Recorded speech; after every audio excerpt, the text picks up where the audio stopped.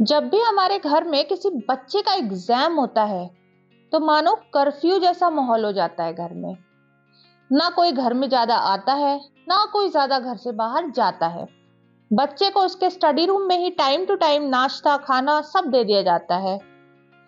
TV, music, internet, हर चीज restricted हो जाती है। क्यों? क्योंकि बच्चा पढ़ाई कर रहा है और उसे किसी भी तरह का डिस्ट्रैक्शन नहीं होना चाहिए।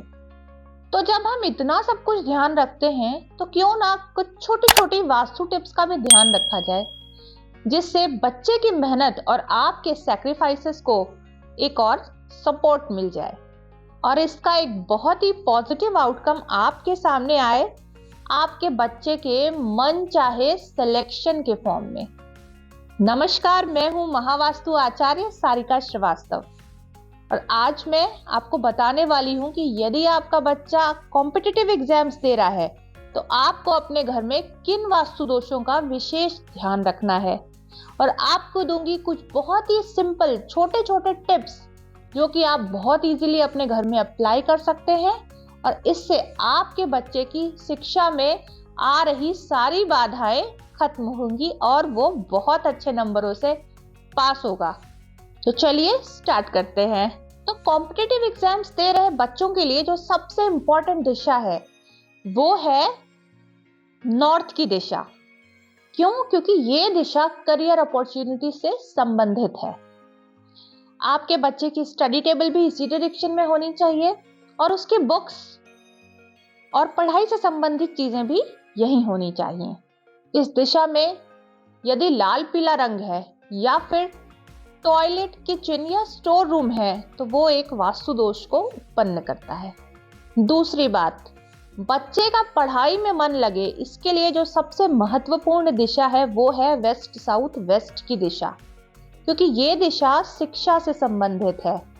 इस दिशा में यदि कोई भी ऐसा सामान है जो कि बच्चे के लिए पढ़ाई के समय डिस्ट्रैक्शन का काम करता है तो उसे यहां से तुरंत ही हटा देना चाहिए।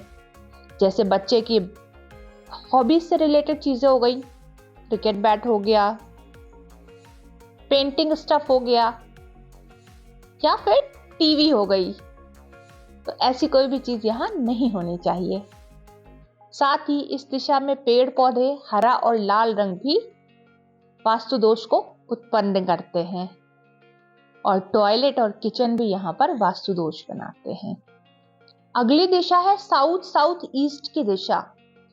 ये दिशा कॉन्फिडेंस से रिलेटेड है, इसलिए इंटरव्यू क्रैक करने के लिए ये दिशा बहुत ही महत्वपूर्ण रोल प्ले करती है। इस दिशा में टॉयलेट बिल्कुल नहीं होना चाहिए, नीला काला रंग बिल्कुल नहीं होना चाहिए और जल संबंधित चीजें बिल्कुल नहीं होनी चाहिए। अगली दिशा है नॉर्थ ईस्ट की दिशा। दिमाग में विचार फ्री फ्लो करें, नए नए आइडियाज आए और दिमाग बंद सा महसूस ना हो, इसके लिए नॉर्थ ईस्ट की दिशा का वास्तु सही होना और ये दिशा क्लियर होना बहुत जरूरी है। ये दिशा जितनी खाली होगी उतना ही बेहतर है। इस दिशा में टॉयलेट और किचन बड़े बड़े वास्तु दोष उत्पन्न करते हैं। अगर यहाँ टॉयलेट हुई तो बुद्धि भ्रष्ट हो जाएगी और किचन हुई तो दिमाग में हमेशा गुस्सा आएगा। स्टोर रूम हुआ तो दिमाग ब्लॉक्ड महसूस होगा। लाल और पीला रंग भी वास्तु दोष को उत्पन्न करते हैं। तो आइए अब इनका सरल समाधान समझ लेते हैं। सबसे पहले है उत्तर की दिशा। इस दिशा में यदि टॉयलेट है तो आप इसे 4 इंच की ब्लू कलर की टेप से ट्रीट करेंगे। यदि किचन है तो आप गैस के बर्नर के नीचे ग्रीन बड़ौदा स्टोन रखेंगे। यदि स्टोर रूम है तो कोशिश करें कि उसे कंपटीशन के समय एटलीस्ट खाली रखें। लाल और पीला रंग हटा करके ऑफ वाइट या फिर लाइट ब्लू कलर का प्रयोग करें।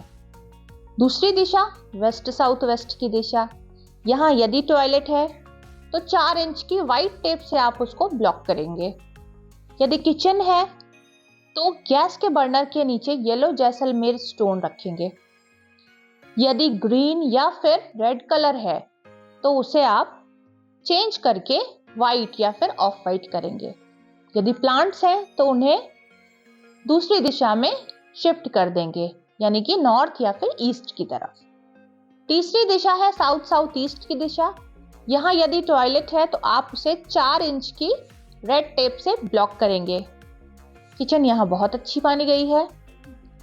यदि यहाँ पर नीला काला रंग या फिर सफेद रंग है तो उसे हटा करके आप ऑफ वाइट या फिर लाइट पिंक कलर यूज कर सकते हैं। वाटर रिलेटेड ऑब्जेक्ट्स भी यहाँ से हटा करके नॉर्थ या फिर ईस्ट की तरफ शिफ्ट कर दें।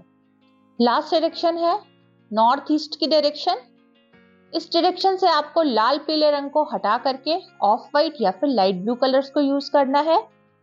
टॉयलेट को यहाँ से कंप्लीटली रिमूव करा देना है और किचन में जो गैस का बर्नर है उसे शिफ्ट करके ईस्ट नॉर्थ ईस्ट की तरफ रखना है और उसके नीचे ग्रीन बड़ौदा स्टोन लगाना है। स्टोर रूम है तो एटलीस्ट एग्जाम ड्यूरेशन तक उसे बिल्कुल खाली कर दें, जिससे कि दिमाग अच्छे से चलना शुरू हो। ये थे कुछ सरल से वास्तु समाधान और आइए अंत में जानते हैं कुछ महा उपाय। पहला महा उपाय, नॉर्थ ईस्ट की दिशा को क्लियर करके साफ सुथरा करके वहां पर एक सफेद गणपति को स्थापित करें। गणेश जी आपके बच्चे को अच्छी बुद्धि प्रदान करेंगे और उसका मार्ग प्रशस्त करेंगे। दूसरा महा उपाय, पढ़ाई करने वाले बच्चे को थोड़े समय के लिए मेडिटेशन जरूर करवाएं। इससे उसका मन एकाग्र होगा और पढ़ा लिखा सब कुछ रिटेन करने में मदद मिलेगी। तीसरा महा उपाय, जब भी बच्चा पढ़ाई करने जा रहा हो या जब भी उसे समय मिले तो उससे कहें कि वो इस मंत्र का जाप करे। ये मंत्र है, या देवी सर्वभूतेषु बुद्धि रूपेण संस्थिता नमस्तस्यै नमस्तस्यै नमस्तस्यै नमो नमः। ये मंत्र हमारे आज्ञा चक्र को सशक्त करता है और इससे पढ़ा लिखा सब कुछ याद करने में मदद मिलती है। तो उम्मीद करती हूँ कि आपको मेरे ये टिप्स बहुत पसंद आए होंगे और अगर पसंद आए हैं तो मेरी इस वीडियो को लाइक करें और मेरे चैनल को सब्सक्राइब करें और अधिक से अधिक लोगों को शेयर करें। धन्यवाद।